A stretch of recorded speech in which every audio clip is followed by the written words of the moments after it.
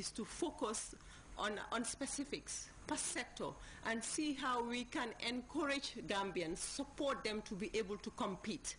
I think, as somebody said, in terms of the cost of finance, if somebody is getting a 2-3% abroad and you come to Gambia, 18 to 20%, it's difficult for you to compete. Quality is an issue. Management of the business itself is an issue. Productivity is an issue. And continuity of the business is an issue. So if you are protective and then find the Gambians, the next year they're not in business again, what are you going to do? The Minister of Finance and Economic Affairs, Abdul Koli, said the economy has registered significant progress over the years, as reflected in the decline in borrowing.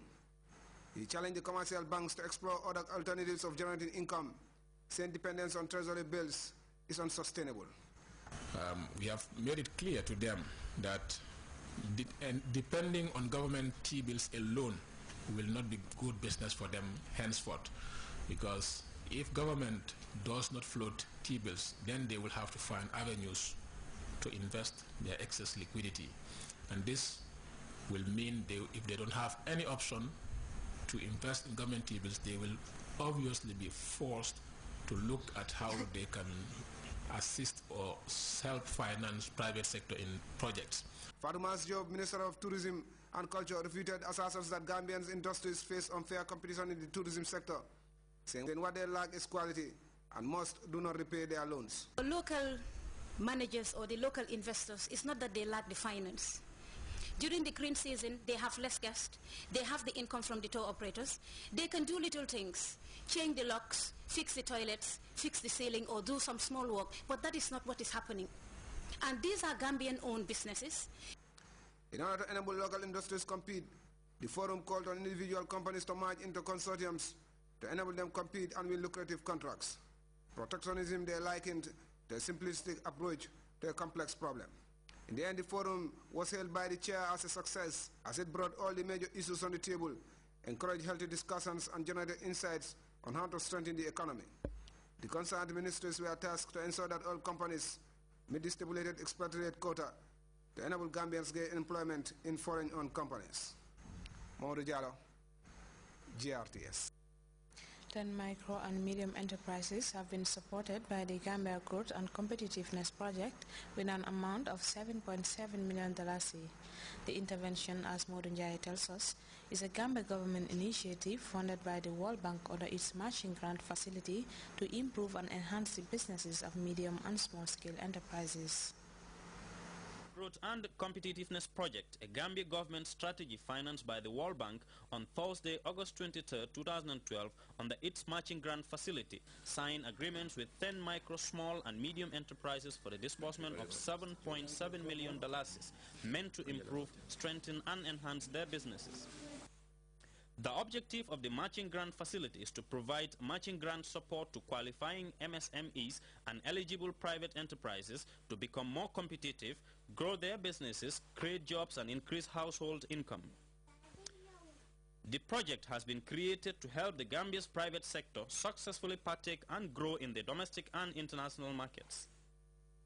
At its first signing ceremony since it was launched, the coordinator of Gambia Growth and Competitiveness Project, Mr. Tamsir Manga, said GCP will, over a period of 5 years, contribute towards sustaining the growth of the Gambian economy while enhancing poverty reduction through private sector-led growth. He urged the first set of 10 matching grant facility recipients to use their funds wisely, 80% of which is grant provided by the project.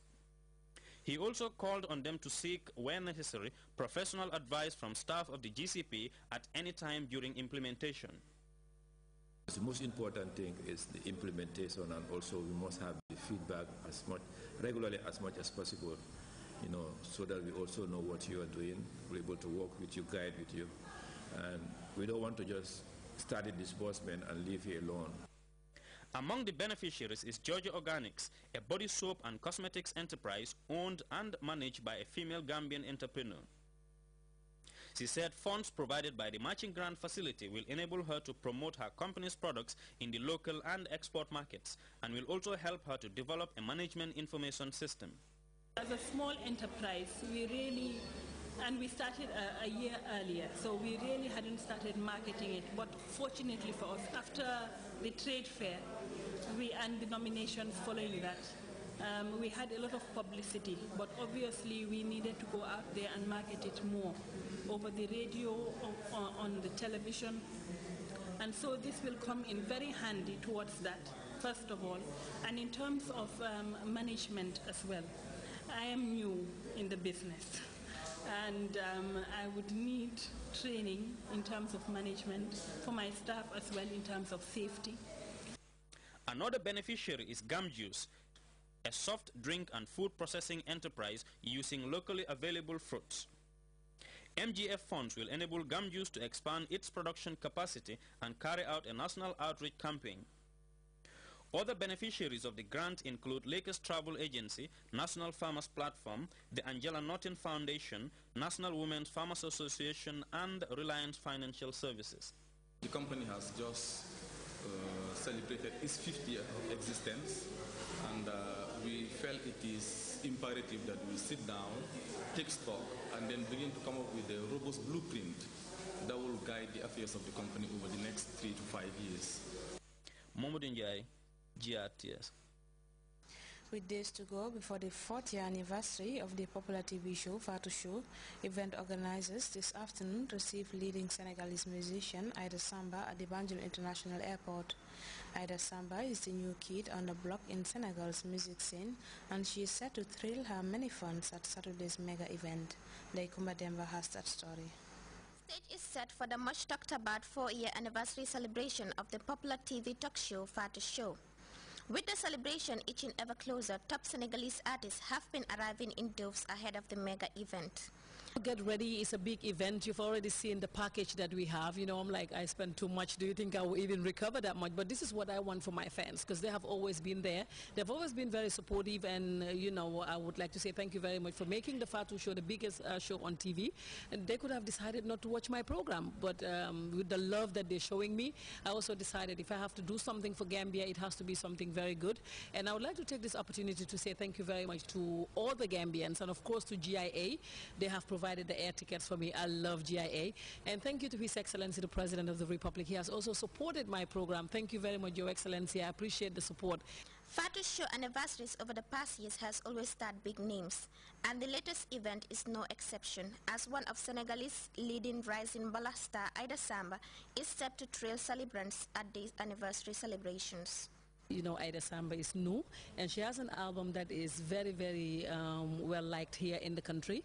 So when I said I'm doing my anniversary, I had to ask people's opinion. I said, Vivian is a good friend of mine, and Kumagaulo and all of them.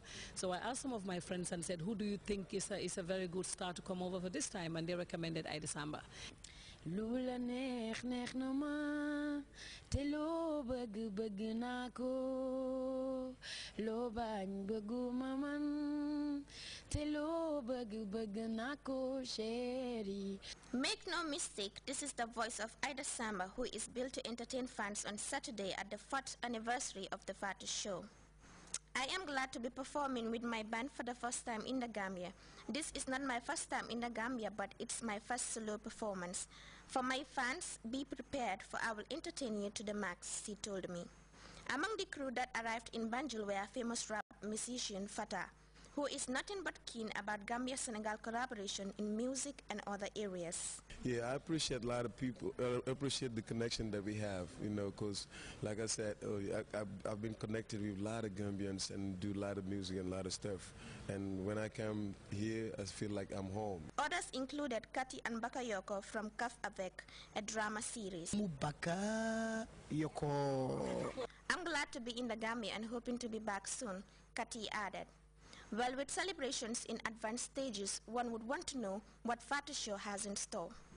It would change. I have said on television before that I will make sure that we have no audience on the program again. Now it's going to be more of a one-on-one program, and all the people we would want to bring are people that young people look up to. So the show would definitely change from next week, inshallah, the 13th of September.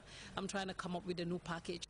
For 4 years, the Fatou Show has been a dominant feature on television, and with careful preparation, event organizers are hopeful of staging one of the most colorful and elaborate celebrations to date.